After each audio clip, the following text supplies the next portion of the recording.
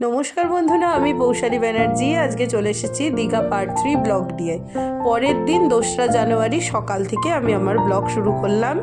সকাল 7টার সময় আমরা চলে গেছিলাম সি বিচের ধারে, সকালে সুন্দর মনোরম আবহাওয়া উপভোগ করতে।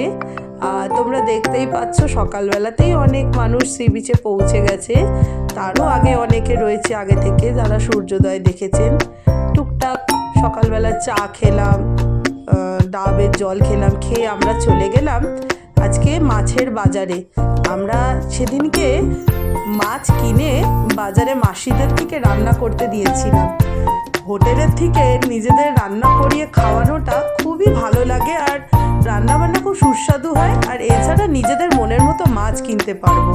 সেদিন বাজারে প্রচুর ধরনের মাছ উঠেছিল, পমফ্রেট থেকে শুরু করে ভেটকি, ইলিশ, চিংড়ি, পাবদা, তোপসে মাছ, অনেক কিছু উঠেছিল।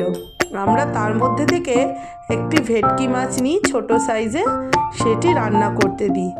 আর নিয়েছিলাম দীঘার একটি খুব বিখ্যাত মাছ, যার নাম হচ্ছে বাঁশপাতা মাছ। দেখতে পুরো বাঁশের পাতার মতো একেবারে চ্যাপ্টা, খেতে কিন্তু খুব সুস্বাদু। আমরা কোনোদিন খাইনি, প্রথমবার খেলাম। তারপরেই আমরা আমাদের ছোট্ট ছোট্ট দুটো বন্ধুর সাথে খেলা করতে স্টার্ট করলাম যে আমরা তো খুব ভালোবাসি ডগি। দেখো আমার হাজব্যান্ড কীরকম খেলা করছে পুচকেটার সাথে।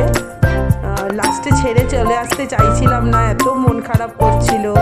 ভীষণ সুন্দর, একদম গুবলু গুবলু দেখতে পুচকে, মনে হচ্ছিল যেন বাড়ি নিয়ে চলে আসি, কিন্তু বাসে বা ট্রেনে তো অ্যালাউ নয়, তাই নিয়ে আসতে পারলাম না। তো দেখো আমরা খুব এনজয় করছিলাম। তারপরে বাজারে মাসিদের দুটো মাছ রান্না করতে দিলাম, ভাত দিলাম, ডাল দিলাম, আলু ভাজা দিলাম। আরও কিছু কিছু মাছ তোমাদের দেখাচ্ছি এক ঝলক করে যে কীরকম মাছগুলো উঠেছিল। এদিকে দেখো পমফ্রেট, কালো পমফ্রেট, সাদা পমফ্রেট, ভেটকি, এদিকে রয়েছে ইলিশও রয়েছে, ভেটকিও রয়েছে, বড় বড় রুই, কাতলা তো রয়েইছে, এগুলো রুই মাছ।